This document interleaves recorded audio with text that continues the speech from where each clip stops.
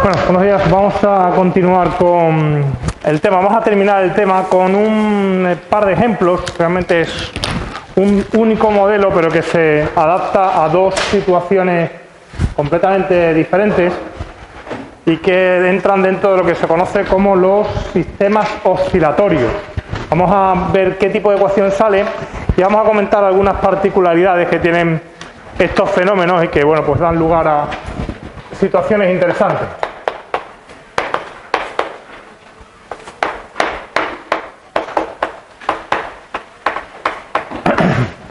Bueno, voy a comenzar con el ejemplo más clásico, que suele ser el siguiente. Imaginaos que tenéis un muelle suspendido del techo, ¿de acuerdo?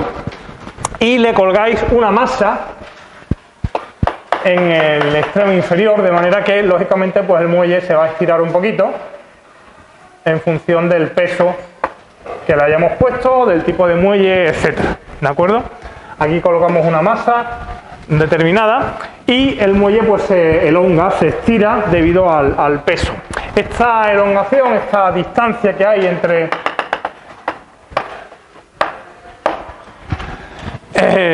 lo que estira o el muelle le voy a llamar L, y en la situación de equilibrio, es decir, cuando uno pone el peso y deja que eso se quede quieto, pues lo que ocurre es que las fuerzas que están actuando aquí, hay una fuerza hacia abajo, que es la fuerza del peso, y que será igual a la masa por la aceleración de la gravedad, es igual a la fuerza que tiene el muelle para comprimirse. En este caso, cuando uno estira un muelle, el muelle ejerce una fuerza en sentido contrario y que, según la ley de Hooke, y en condiciones, digamos, simplificadas, pues es proporcional justamente a esta elongación.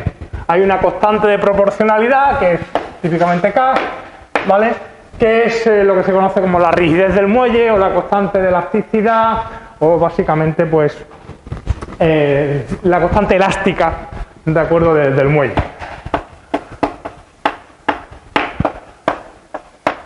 Y que tiene que ver con la naturaleza del muelle, de lo que esté hecho, de cómo esté diseñado, cómo esté enrollado, etcétera, ¿vale? Eso es algo que depende exclusivamente del muelle. Bueno, pues vamos a estudiar cuál es la situación de ese muelle cuando le damos algún tipo de fuerza y lo ponemos en movimiento, ¿vale? No, esta sería la situación de equilibrio, pero si uno además ahora coge esta masa y la tira un poquito más para abajo, o sencillamente pone ahí un dispositivo que haga que ejerza una determinada fuerza en función del tiempo, pues vamos a ver cuál es la dinámica de ese sistema. Entonces, bueno, pues voy a llamar x de t, en este caso voy a usar la letra t temporal como variable independiente y x la función de t o la variable dependiente. Esto va a ser el desplazamiento desde la posición de equilibrio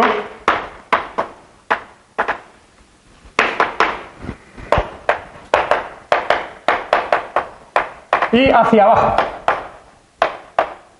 O sea que va a ser medido positivamente hacia abajo y negativamente hacia arriba. Esto ahora veremos esencialmente por qué, por simplificar un poco la expresión y porque las formas habituales de hacerlo.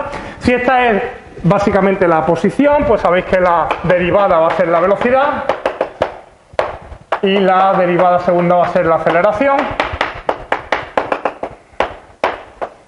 Por lo tanto, tenemos la segunda ley de Newton, que nos va a decir que la masa por la aceleración va a ser igual a la resultante de las fuerzas que ejerzamos en ese caso sobre el muelle. Y esa fuerza la vamos a descomponer en, pues un par de, o dos o tres partes, ¿vale? Estas fuerzas pueden venir, por un lado, del peso de la masa, ¿de acuerdo? O sea que esa fuerza que está ejerciendo la masa hacia abajo, que en este caso, como lo está ejerciendo hacia abajo, que es la dirección positiva a la que estamos utilizando x, pues sería una fuerza en positivo, mg, ¿de acuerdo? Por otra parte vamos a tener la fuerza del muelle, ¿de acuerdo? La resistencia del muelle, que, como digo, es proporcional a la elongación. Ahora bien, ¿cuál es la elongación? Pues si nos hemos desplazado esta masa, la hemos desplazado un poquito hacia abajo, tengo el L más el X que hayamos desplazado. Y como la elongación es proporcional, la fuerza es proporcional a esa elongación, pues tendríamos algo del tipo K por L más X. ¿Vale? pero esta fuerza siempre es opuesta al movimiento, por lo tanto le pongo ahí un signo menos, ¿vale? Fijaros que si el X es positivo, la elongación es mayor, ¿vale? Si el X fuera negativo, significaría que mueva hacia arriba, ¿vale? Y entonces pues tengo menos elongación. Adicionalmente vamos a introducir un término de viscosidad, un término de amortiguamiento, que ya vimos en su día cuando estudiamos el problema de la caída libre. Básicamente, pues, bueno, pues si hay un fluido en el que se está moviendo ese muelle, el aire o cualquier otro fluido, hay una resistencia, y esa resistencia, pues, entre otras formas, se puede medir a partir de una constante de proporcionalidad por la velocidad, ¿de acuerdo? Donde esta P va a ser una constante que tendrá que ver con la aerodinámica del objeto que se esté moviendo, o con la fricción del aire, etcétera, ¿vale? Y por último puede haber una fuerza externa,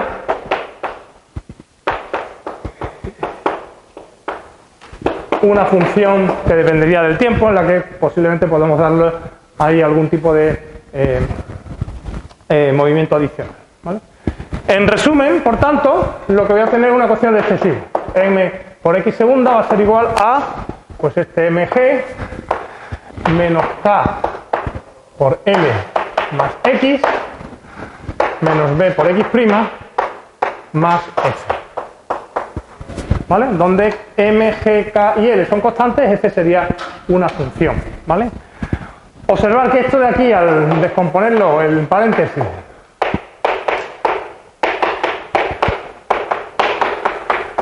aparecería mg y K menos KL, y mg menos KL precisamente por la condición de equilibrio, ¿vale? Son iguales, por lo tanto eso se cancelaría. Y pasando al primer miembro, perdón, aquí me he comido el menos, que es un menos, ¿vale? Pasando al primer miembro, la parte en X, pues tendríamos una ecuación del tipo M por X segunda más B por X' más K por X igual a F, donde observar que tanto B como K y como M son constantes positivas, ¿vale? O sea que nos queda una ecuación de segundo orden, lineal, de coeficientes constantes, en la que los coeficientes son todos positivos. Típicamente, pues, se suele dividir por M, y ahora la reescribiremos en un formato ligeramente distinto para simplificar los cálculos. Pero esta es la típica ecuación de segundo orden que modela un sistema de muelle, un muelle sencillo, tal y como este, ¿vale? Vamos a tener una ecuación completamente equivalente en un fenómeno totalmente distinto que a vosotros os interesa más porque sois de electrónica y electricidad, que son los circuitos en serie, los circuitos RCL, ¿vale? El modelo es de naturaleza física distinta, pero conduce a una ecuación prácticamente idéntica. Yo controlo mucho menos este tema de los circuitos, así que permitidme que lo...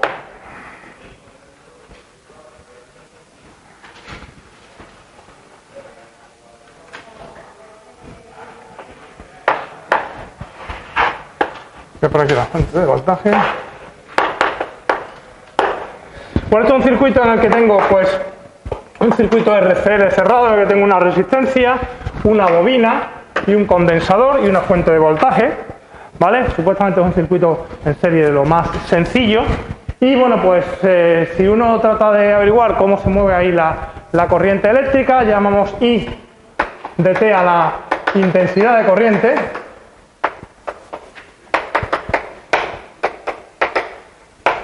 Vosotros sabéis mejor que yo que la carga es la integral de esa intensidad, ¿vale? Esa sería la carga eléctrica. Y hay una serie de condicionantes debido a que existe ahí una resistencia, una bobina y un condensador que hacen que el voltaje que está generando esa fuente de energía pues se vea reducido, hay una caída de voltaje, pues por una parte debido a la resistencia. Entonces la caída de voltaje que depende de la resistencia pues genera una caída que es proporcional a la intensidad, ¿vale? Lo que genera la resistencia. Cuando pasamos a través del condensador, pues la capacidad del condensador hace que la caída de voltaje sea proporcional a la inversa de la capacidad del condensador por la carga, ¿vale?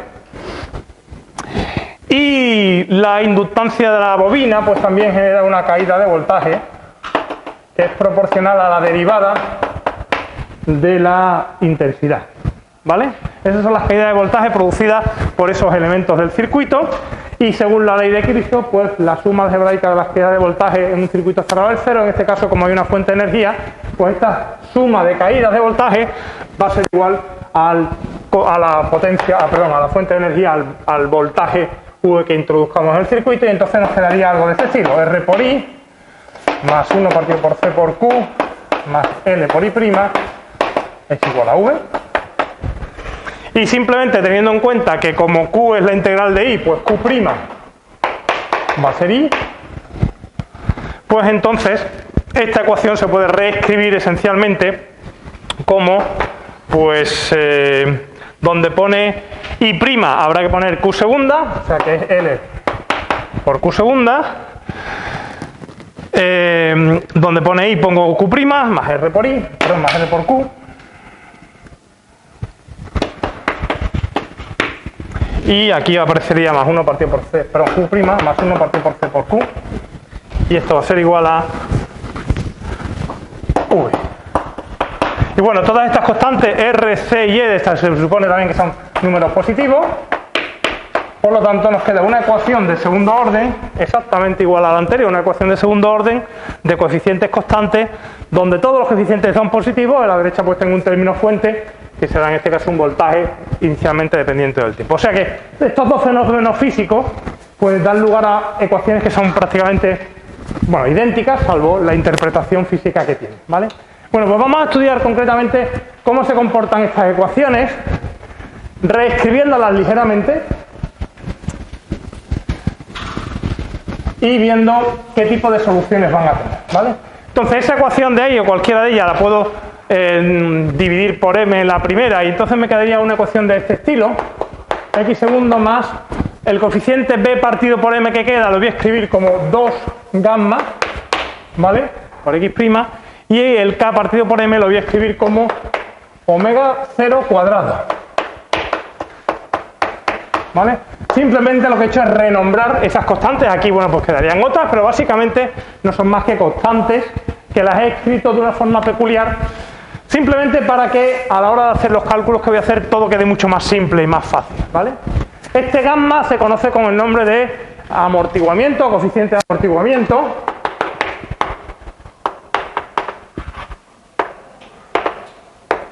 ¿Vale? En el caso del circuito de RCL sería la resistencia esencialmente, el coeficiente vinculado a la resistencia. Y este W0 aquí lo ponemos al cuadrado, insisto, sencillamente porque es un número positivo, con lo cual se puede escribir como un cuadrado. Y además, bueno, pues queda cómodo ponerlo así, como vais a ver a continuación. Este W0 se conoce como la frecuencia natural de oscilación. Y ahora veréis cómo, bueno, pues tiene el perfecto sentido llamarlo eso por lo que sale.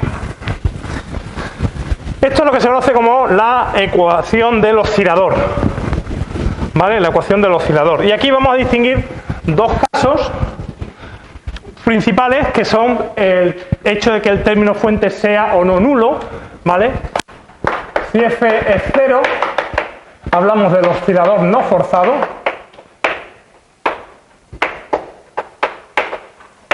Y cuando F es distinto de 0, pues hablamos del oscilador forzado.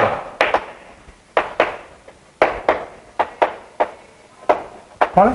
Vamos a comenzar estudiando el primero, viendo un poco qué es lo que sale, y luego comentaré alguna cosa también sobre el segundo. Entonces, en el caso del oscilador forzado, también vamos a distinguir unas situaciones en función de cómo sea el valor del parámetro de amortiguación gamma, ¿vale? Entonces, la primera situación, en el caso del oscilador no forzado,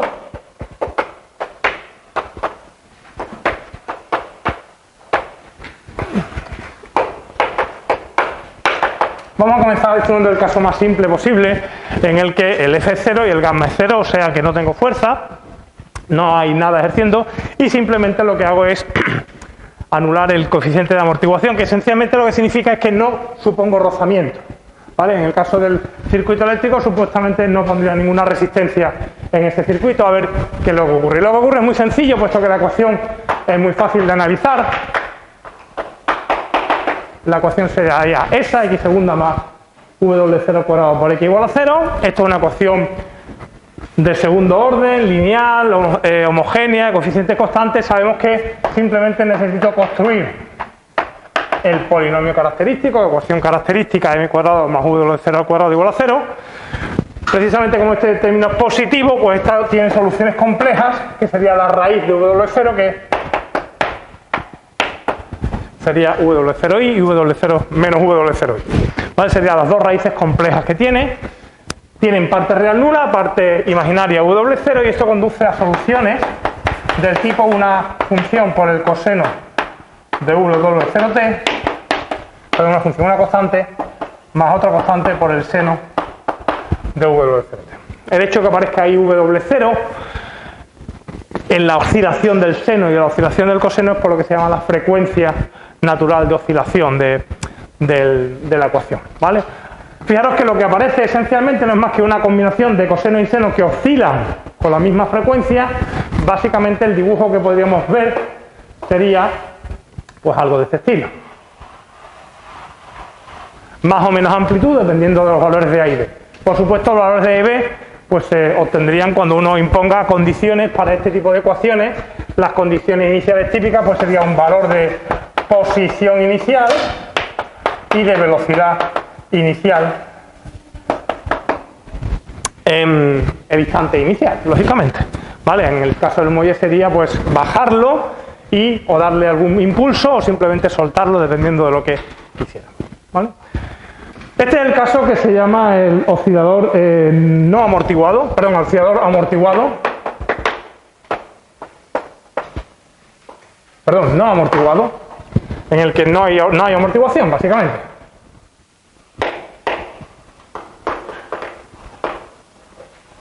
Y que, bueno, pues no es un caso realista en el sentido de que, bueno, pues uno no espera que cuando esto se mueva, pues se mueva indefinidamente, ¿vale? No es lo que uno espera, pero bueno, simplemente hemos quitado aquí la restricción para la velocidad. No hemos frenado la velocidad del muelle. Bien, vamos con el segundo caso,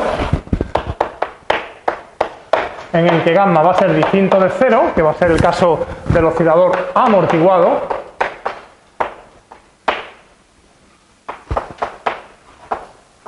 En el que sí va a haber amortiguación, y aquí voy a suponer dos situaciones, ¿vale? Voy a suponer, bueno, o tres situaciones, realmente se pueden suponer. El caso en el que gamma cuadrado es mayor que w0 cuadrado, ¿vale? En el que fijaros que la ecuación en este caso ahora es x segunda más 2 gamma x prima más w0 cuadrado por x igual a 0, y que si considero el polinomio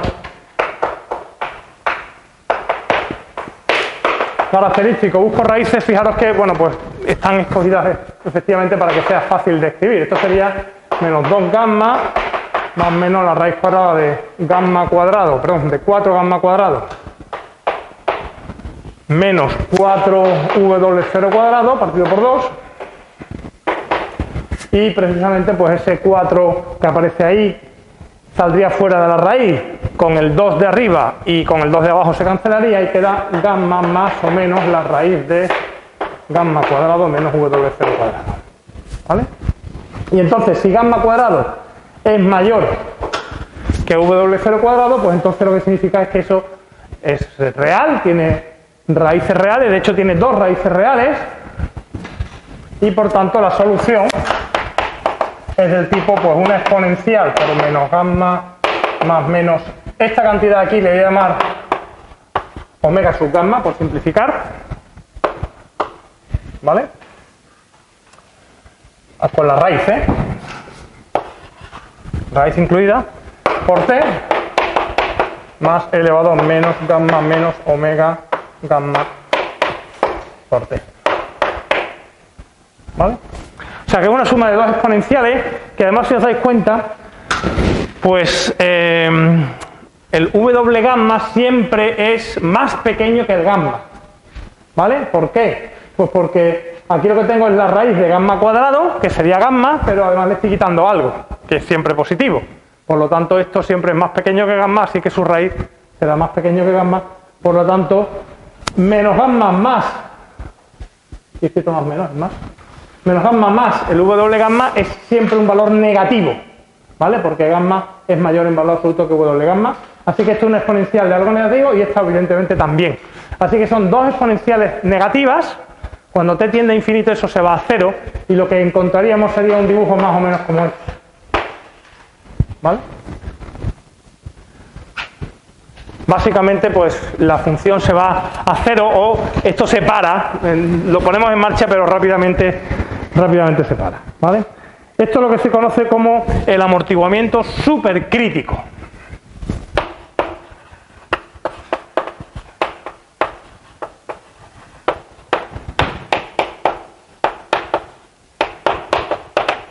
¿Vale? Este es el caso supercrítico en el que, bueno, pues prácticamente no oscila, no hace nada, prácticamente lo dejas y eso vuelve a pararse de inmediato.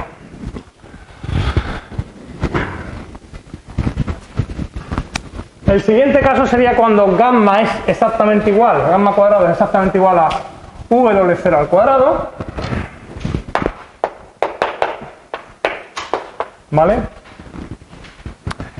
Es decir, que en este caso, pues las mismas cuentas son las mismas. Haría que esto es 0, o sea que aparece una raíz doble que es gamma, ¿vale? El polinomio característico tendría una raíz doble que es gamma, y entonces las soluciones ya sabemos cómo son, van a ser elevado a menos gamma por t más bt elevado a menos gamma por t. La raíz doble genera esas dos soluciones, elevado a menos gamma t, y t por elevado a menos gamma t, donde gamma por supuesto siempre es positivo, ya vimos que eso proviene del modelo, y en este caso, este se conoce como el amortiguamiento crítico,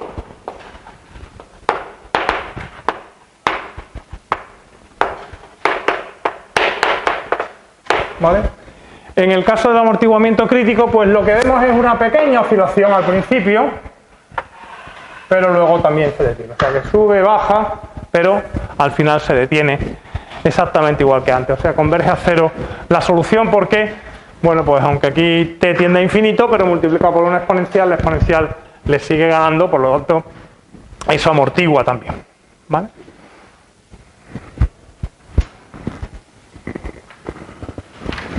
Y el último caso, cuando gamma cuadrado es menor que W0 al cuadrado, esto se conoce con el nombre de amortiguamiento subcrítico.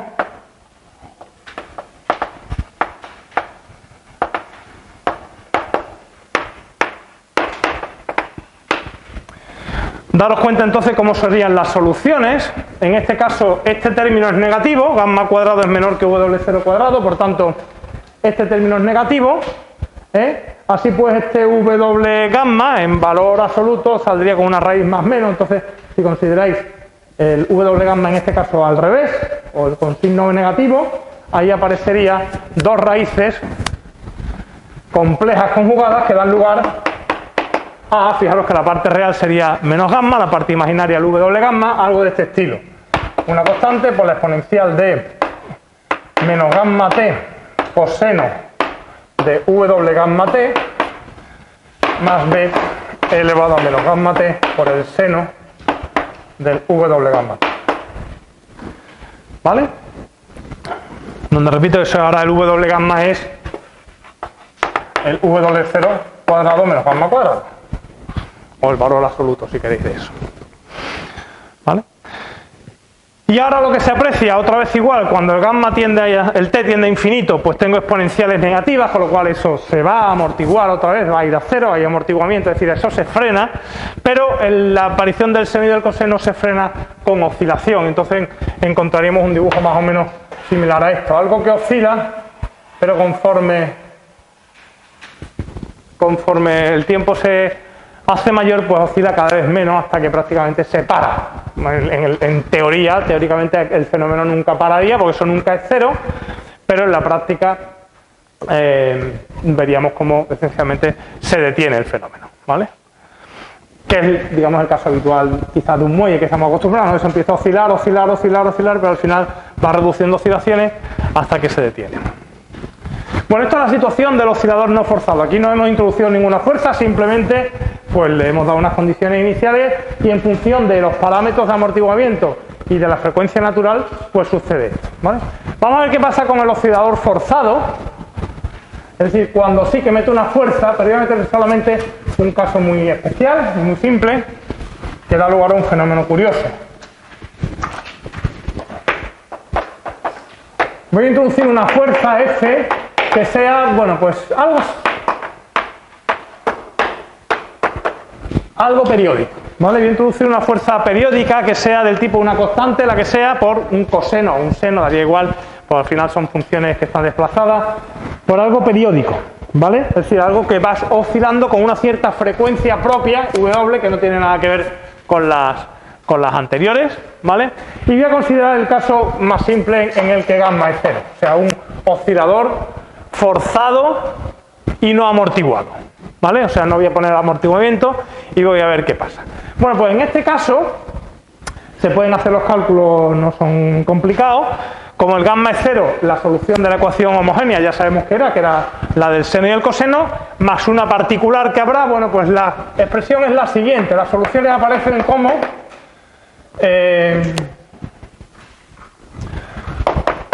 A coseno de del W 0 más B seno del W 0 más, y aquí aparecería pues aquí aparecen dos posibilidades, ¿vale? Aparece F coseno de WT partido W0 cuadrado menos W cuadrado. Esto es si W es distinto de W0. Y aparece F sub 0 partido 2W0 T seno de W0T. En el caso en el que W coincide con W0. ¿Vale? Eso es. O sea que la solución, básicamente, la solución particular depende de que la frecuencia de oscilación de la fuerza que yo meto sea igual a la frecuencia natural de oscilación del fenómeno, ¿vale? Si coinciden, pues entonces la solución es de este estilo, y si no coinciden, pues entonces la solución es de este estilo. Lógicamente esta no vale si W0 es igual a W, porque no tiene sentido, ¿vale? Y entonces fijaros qué pasa. Si W0 no es igual a W, lo que aparece como el oscilador no está amortiguado y lo que estoy viendo es una fuerza que es una fuerza periódica, una frecuencia, lo que sale al final es una composición de cosas tipo coseno, tipo coseno multiplicado por algo, pero básicamente es una composición de movimientos de distintas frecuencias. Veríamos algo, pues, típicamente así, por ejemplo, el típico electrocardiograma, ¿vale? Unas oscilaciones, pero que fluctúan un poco, no tiene algo por ese estilo, ¿vale? Bueno, sería periódico, por supuesto, ¿eh? Habría algún periodo en el que todo eso se repite. Pero en el segundo caso sí que sucede algo curioso, y es que si la frecuencia W0 es igual a W, es decir, si la frecuencia en la que yo meto la fuerza coincide con la frecuencia natural de oscilación del muelle o del fenómeno que sea, pues entonces fijaros que este T que hay aquí, todo está acotado, pero este T se va a infinito, esto está acotado, así que esto se marcha a infinito. Entonces veríamos un fenómeno en el que empieza a oscilar, pero las oscilaciones se hacen cada vez más grandes y al final terminan yéndose a infinito. Y este es el fenómeno más interesante que aparece aquí, que se conoce como el fenómeno de resonancia.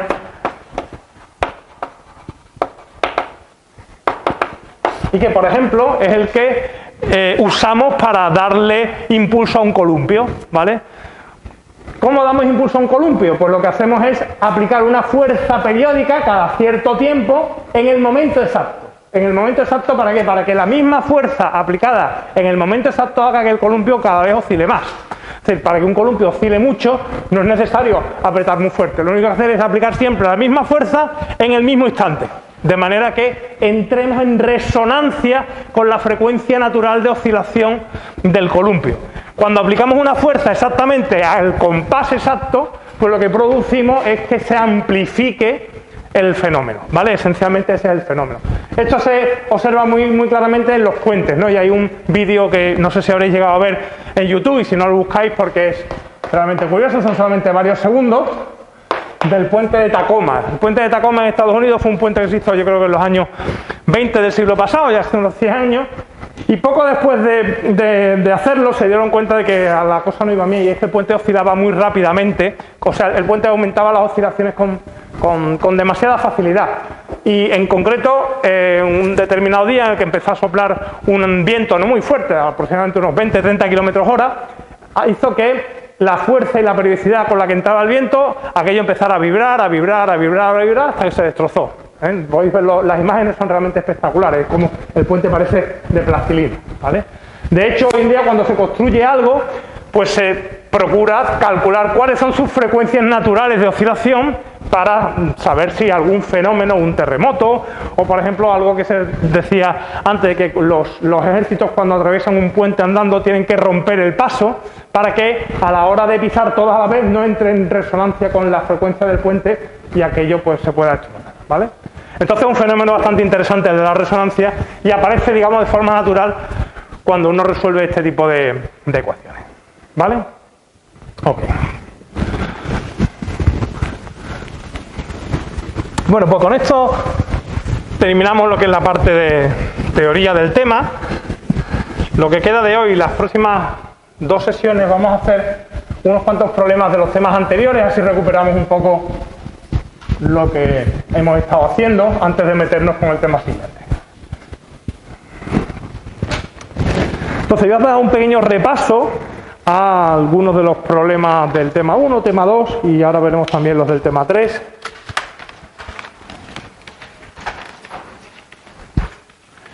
Algunos ya lo hemos comentado y otros pues los voy a comentar ahora. Y si queréis comentar algún problema concreto, pues mañana o pasado, pues me lo decís y los vamos viendo, ¿vale? Entonces, del tema 1 yo creo que no hay gran cosa que comentar porque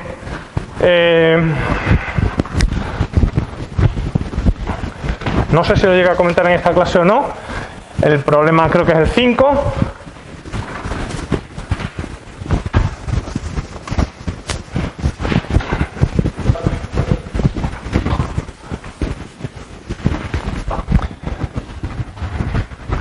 Porque, bueno, obviamente el problema 1 es trivial, simplemente reconocer qué es lo que es lineal o no. El problema 2 del tema 1, pues, es simplemente comprobar que hay funciones, o sea, que esas funciones son solución de esas ecuaciones, que es simplemente derivar. En el problema 3 sería lo mismo, lo que pasa es que en este caso la función está a trozos, pero es también derivar. El problema 4 es lo mismo, porque es comprobar en este caso que 2 funciones son solución de un sistema, no es más que volverla a sustituir. El 5, insisto, creo que no lo hicimos aquí. Si lo hicimos me lo comentáis, porque creo que no. Dice que probar o comprobar que tiene solución única en un entorno del punto 1.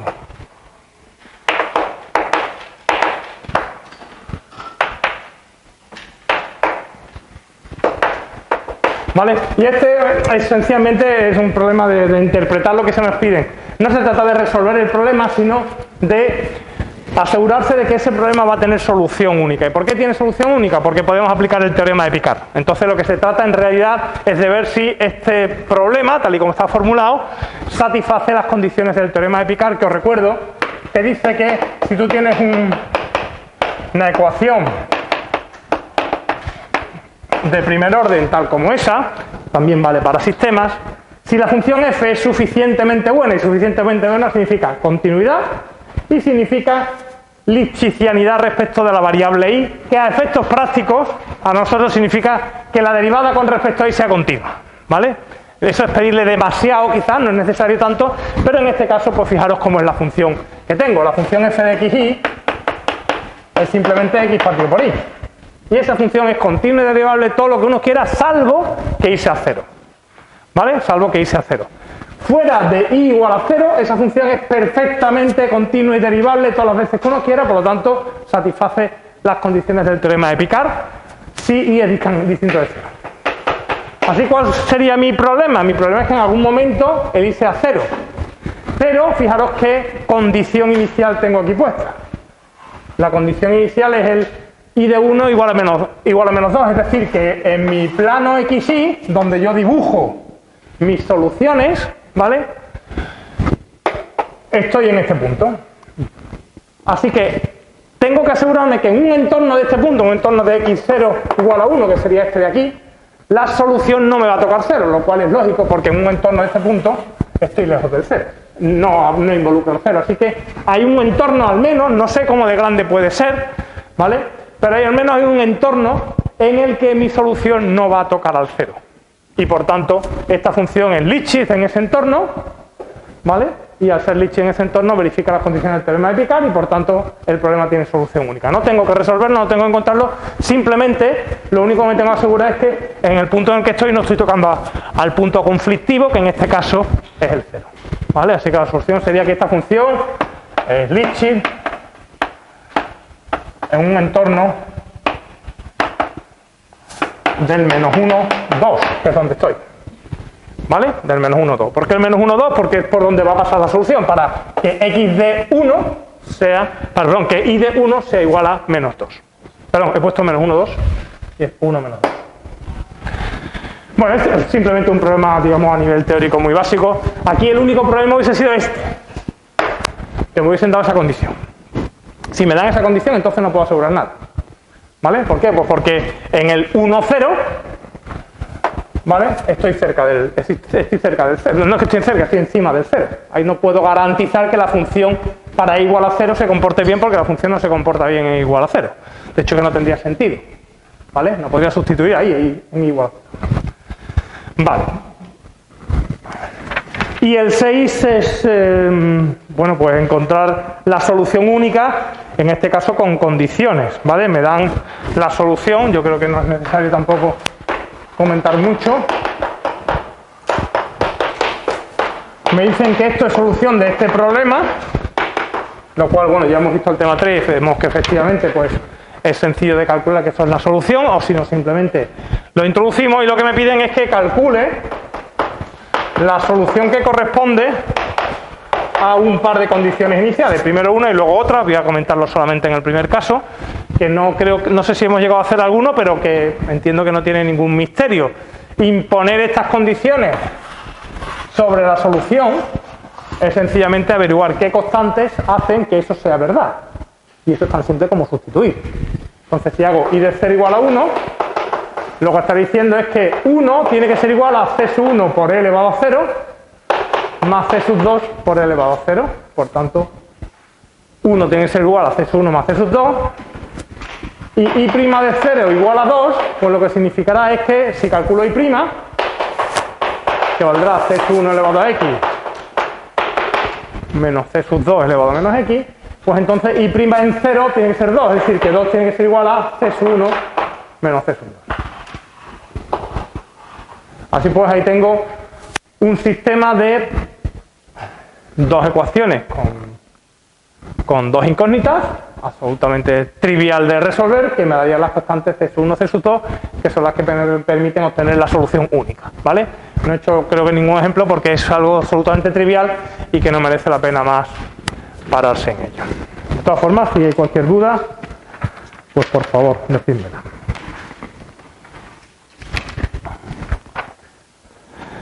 En cuanto al tema 2,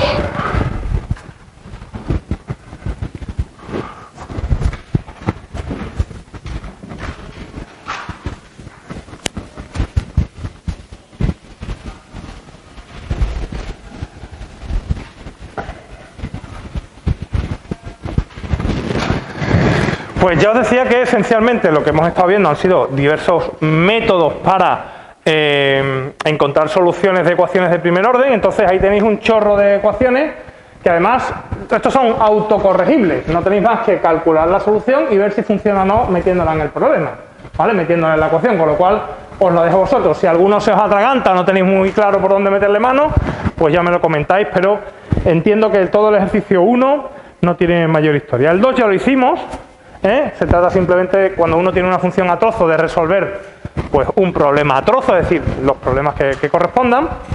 Y bueno, pues me voy a centrar un poco en el 3, que es, bueno, pues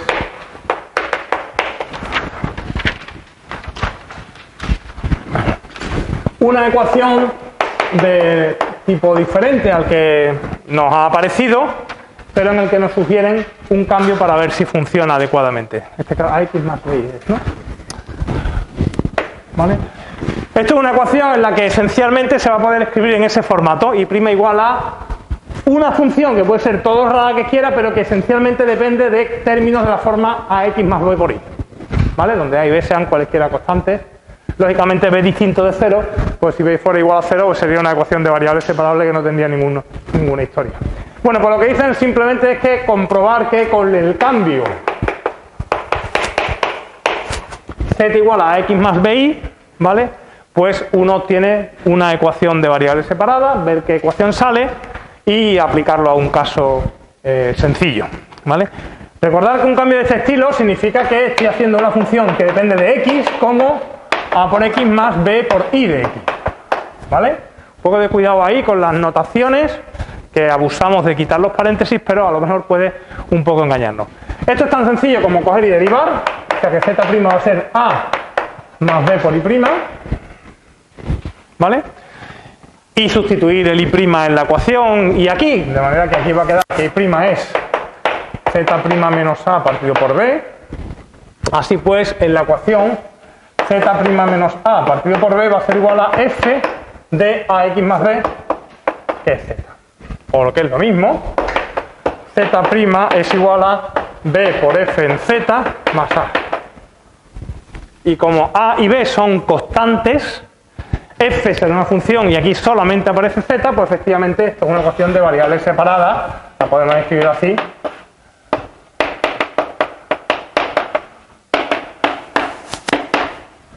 ¿Vale? Ya aquí sería pues cuestión de integrar esto, si se puede integrar, ahí si b por f de z más a es igual a 0 tendríamos una solución de equilibrio y luego simplemente deshacemos el cambio y ya está. O sea que efectivamente queda una ecuación de variables separables. Es decir, esto es un truco muy sencillo, un cambio muy sencillo para resolver cierto tipo de funciones, de ecuaciones de primer orden que aparecen en un formato similar. Y entonces, bueno, pues dan una pequeña muestra en una función de este estilo. Y' igual a coseno de x menos y, ¿vale? En la que fijaros que efectivamente uno puede hacer el cambio z igual a x menos y, ¿vale? Si uno hace ese cambio, pues fijaros que al final va a quedar z' es 1 menos y', y por tanto y' sale 1 menos z', y eso tiene que ser igual al coseno de z. Por tanto, aquí sale que z' es igual a 1 menos el coseno de z. Y lógicamente, pues esto es variables separadas y integramos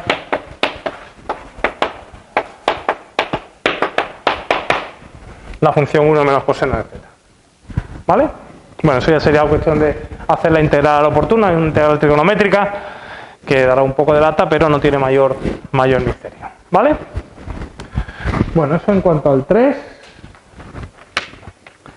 El 4 es idéntico, perdón, el 4 ya lo hicimos, ¿vale? Y el 5 y el 6 son básicamente idénticos, ¿vale? Básicamente idénticos. Se trata de resolver ecuaciones en las que directamente nos dan el cambio, ¿vale? ¿De dónde salen estos cambios? Cambios que funcionan. Al final, cierto tipo de ecuaciones, bueno, pues uno puede probar cierto tipo de cambios, así como a veces en las ecuaciones, en las integrales, pues hay familias de cambios que se pueden usar y otras veces pues uno puede idearse el cambio oportuno para que funcione. Entonces, bueno, pues entre todo voy a hacer uno más, por ejemplo el 6b, que sería y' igual a la tangente de y más 2 coseno de x partido por el coseno de y, y donde el cambio que nos sugiere es z igual al seno de i. ¿Vale? Ya digo que en este caso el cambio no lo sugieren, con lo cual pues uno no tiene que pensarlo. Si no, pues ¿de dónde viene ese cambio? Pues viene esencialmente de que funciona, ¿vale? Viene esencialmente de que funciona. Entonces, en este caso, pues, de hecho, está como bastante preparada, ¿no?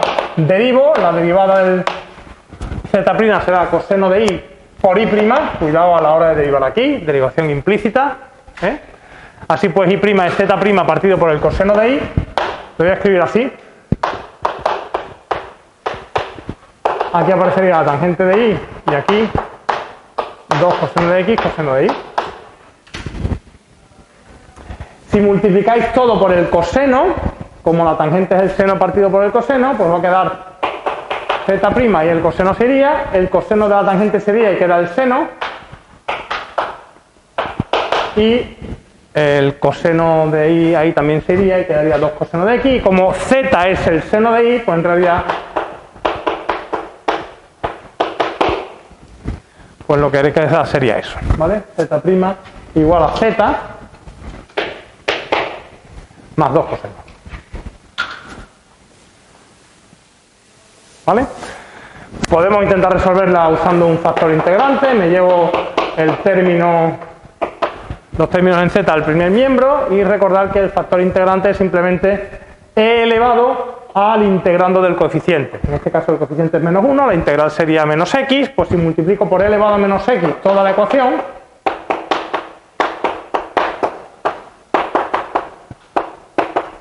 ¿vale? Si multiplico por e elevado a menos x toda la ecuación, el primer miembro queda z' elevado a menos x menos z por e elevado a menos x, que es justamente e elevado a menos x por z'. ¿Vale? Si tenéis dudas lo hacéis y veréis que efectivamente tiene que quedar así. Y el segundo miembro queda 2 elevado a menos x por el coseno de x, así pues, integrando, ¿vale? Me quedaría la integral de 2 elevado a menos x coseno de x más constante, ¿vale? Luego despejamos la z, esto habría que integrarlo, esta es la típica integral que se hace por partes 2 veces para que se compense y se saca al otro lado. En fin, yo creo que lo habréis hecho en alguna ocasión y bueno, pues se resuelve, no tiene más historia. ¿Vale?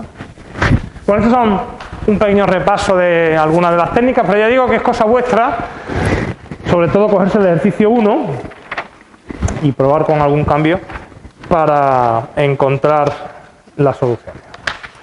Ya haremos más ejercicios mañana.